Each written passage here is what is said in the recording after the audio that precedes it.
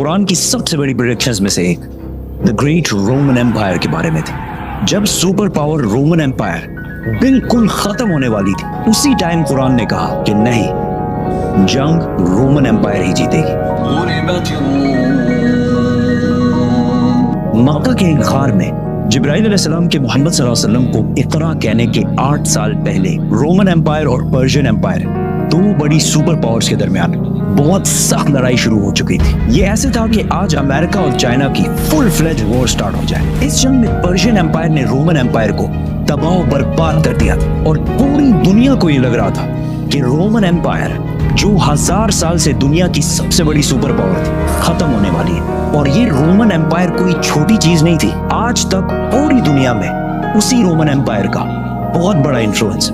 ये वीडियो मैं बना रहा हूँ जुलाई के महीने में। पता है जुलाई को जुलाई क्यों कहते हैं? रोमन बादशाह जूलियस सीजर की वजह से, जो रोमन एम्पायर का पहला बड़ा बादशाह था। और जुलाई के बाद ऑफ कोर्स अगस्त आएगा, जो रोमन्स के दूसरे बड़े बादशाह ऑगस्टस के नाम पर रखा गया है।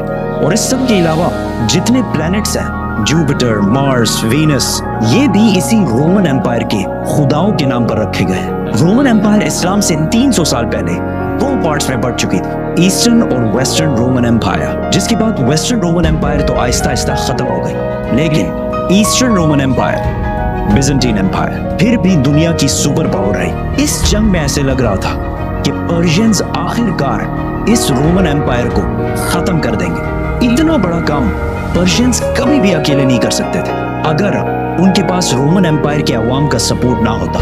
जंग से पहले रोमन एम्पायर के अवाम अपने बादशाह और अपने फौज से बहुत तंग आ चुके थे, क्योंकि इस्लाम से 8 साल पहले रोमन बादशाह मोरिस, जिसको अवाम बहुत पसंद करती थी, उसके आर्मी जनरल फोकस ने तख्त से हटा दिया था और उसकी बीवी और 8 बच्चों को उसके आंखों के सामने बहुत ही बुरी तरह कत्ल कर दिया था। और इन सब के सरों को इस्तांबुल, उस जमाने में कॉन्स्टेंटिनोपल में, सारी अवाम के सामने लटका दिए थे। तो ये सब देखकर रोमन एम्पायर की अवाम ने इस नए बादशाह के खिलाफ हर तरफ बगावत शुरू कर दी। तो जैसे हर ताकतवर करता है, उसने इन प्रोटेस्टर्स को बुरी तरह क्रश किया और हजारों लोगों को जेलों में डाला और हजारों लोगों को कत्ल भी किया, ताकि अवाम में खौफ फैल जाए। लेकिन आहिस्ता आहिस्ता ये प्रोटेस्ट और भी ज्यादा फैलते गए। ये सब कुछ सुना सुनाया नहीं लग रहा? पर्शियन बादशाह खुसरो ने जब देखा कि रोमन एम्पायर की अवाम अपने बादशाह के खिलाफ हो गई है, तो उसने इस टाइम का फुल फायदा उठाया और रोमन एम्पायर पर हमला कर दिया। और आहिस्ता आहिस्ता रोमन एम्पायर के बहुत इंपॉर्टेंट प्रोविंसेस, सीरिया, इजिप्ट, फलस्तीन पर कब्जा कर लिया।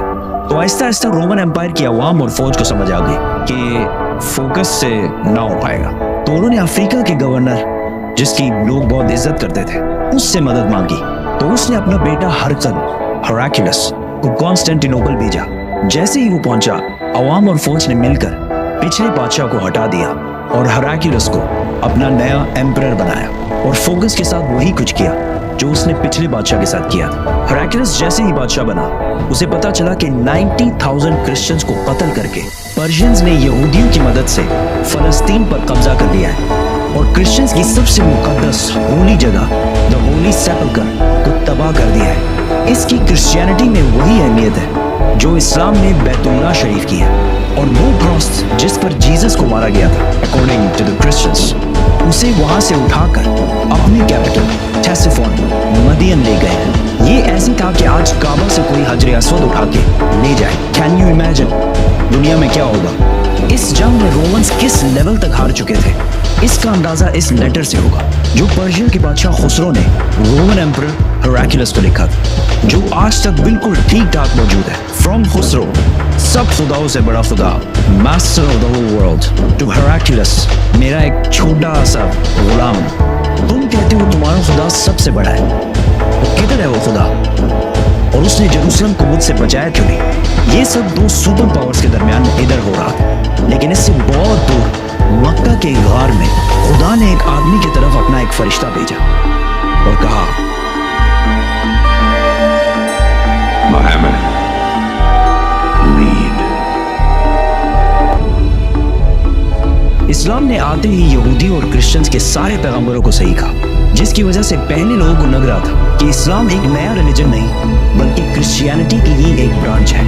तो मक्का वाले मुसलमानों को ताने देने लगे کہ جس طرح آگ کی عبادت کرنے والے پرشینز نے رومن امپائر کو تباہ کر دیا ہے، اسی طرح ہم تم مسلمانوں کو بھی تباہ کریں۔ اس ٹائم کرسچنز اور مسلمانوں کا ایک ہی حال تھا اور دونوں کا ان حالات سے نکلنا امپاسبل لگ رہا تھا۔ اتنے ٹینس اور سخت ٹائم میں اللہ نے قرآن کے سورہ روم میں رومنز اور مسلمانوں دونوں کی کامیابی کی پریڈکشن کی۔ بسم اللہ الرحمن الرحیم۔ غلبت الروم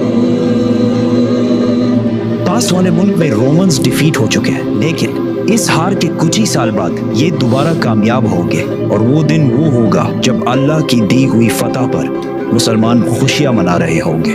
ان آیات میں 2 پریڈکشنز کی گئی ہیں کہ آج تو رومنز ہار رہے ہیں، لیکن کچھ سالوں بعد رومنز دوبارہ کامیاب ہوں گے، اور اسی دن مسلمان بھی اپنی کامیابی کا جشن منا رہے ہوں گے۔ مکہ میں سب نے ان آیات کا بہت مذاق اڑایا کہ رومن امپائر کا بچ جانا امپاسبل ہے، لیکن حضرت ابو بکر رضی اللہ تعالیٰ عنہ کا اسلام کے پہلے دنوں میں ہی قرآن پر اتنا یقین تھا کہ انہوں نے مکہ کے ایک کافر سے شرط لگائی کہ اگر رومنز 3 سال بعد کامیاب نہ ہوئے تو میں تمہیں 10 اونٹ دوں گا، اور اگر کامیاب ہو گئے تو اس ٹائم تک اسلام میں گیمبلنگ اور شرط لگانا بین نہیں ہوا تھا۔ جب رسول اللہ صلی اللہ علیہ وسلم کو اس شرط کا پتہ چلا تو انہوں نے ابو بکر رضی اللہ تعالیٰ عنہ سے کہا کہ اس شرط میں 3 سال کا ٹائم بڑھا کر 10 سال کر دو، اور اونٹ 10 سے بڑھا کر 100 کر دو۔ اس کافر نے یہ ٹرمز آسانی سے مان لیے کیونکہ رومنز کا جیتنا امپاسبل ہو چکا تھا۔ برٹش ہسٹورین ایڈورڈ ڈیبون، جس نے رومن امپائر پر 6 والیومز کی کتاب لکھی ہے، اس نے بھی لکھا ہے کہ قرآن کی اس پروفیسی کا 7-8 سال کے بعد بھی پورا ہونے کا کوئی چانس نہیں لگ رہا، کیونکہ پرشینز بالکل رومن امپائر کی کیپٹل کانسٹینٹینوپل کے پاس پہنچ چکے تھے اور اسے چاروں طرف سے گھیر لیا، بٹ کانسٹینٹینوپل کو فتح کرنا امپاسبل تھا، اور اس واقعے کے 900 سال بعد تک بھی کانسٹینٹینوپل کو کوئی فتح نہیں کر سکتا۔ آخر اسے آٹومن امپائر عثمانیہ سلطنت کے صرف 21 ایئر اولڈ سلطان محمد نے کشتیاں پہاڑوں پر چڑھا کر اسے فتح کیا تھا۔ And I can't wait to tell that story.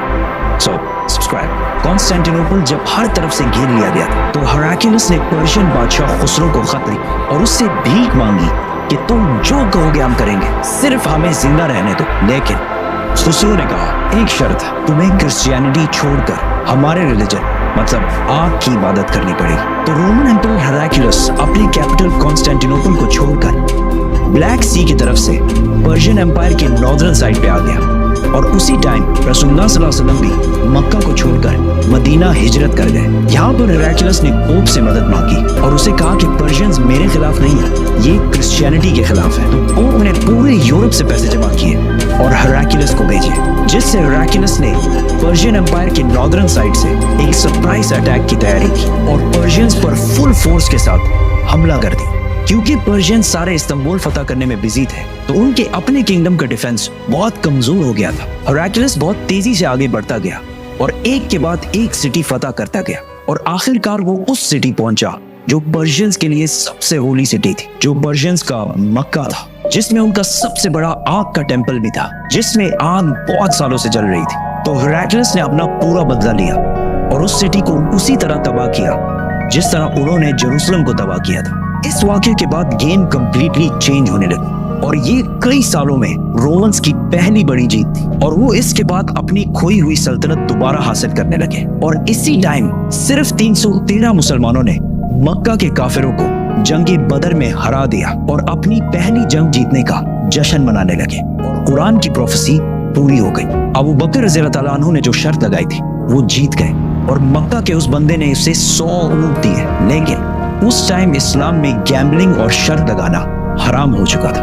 تو رسول اللہ صلی اللہ علیہ وسلم نے کہا کہ یہ 100 کے 100 اونٹ غریبوں میں بانٹ دو۔ ہراکلیس آگے بڑھتا گیا اور آخر پرشیا کے کیپٹل ٹیسیفون مدین کو چاروں طرف سے گھیر لیا۔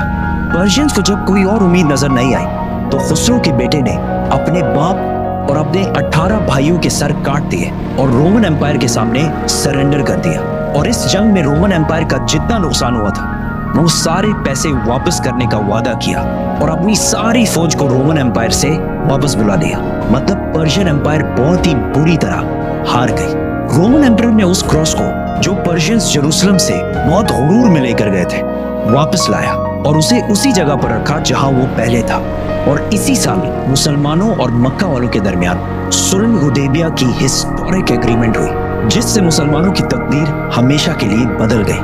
اور قرآن نے اسے ایک بہت بڑی فتح کہا۔ ہراکلس اب تو دنیا کا سب سے طاقتور بادشاہ بن گیا تھا، لیکن صلح حدیبیہ کے کچھ ہی عرصے بعد رسول اللہ صلی اللہ علیہ وسلم نے اسی ہراکلس کو ایک لیٹر لکھا اور اسے اسلام کی دعوت دی، لیکن ہراکلس نہیں مانا، اور اگلے کچھ ہی سالوں میں مسلمانوں نے آلموسٹ پوری رومن ایمپائر کو فتح کر لیا، اور صرف رومن ایمپائر کو نہیں، پرشین ایمپائر کو بھی فتح کر لیا، اور آج تک مسلمانوں سے یہ علاقے دوبارہ کوئی بھی نہیں چھین سکا۔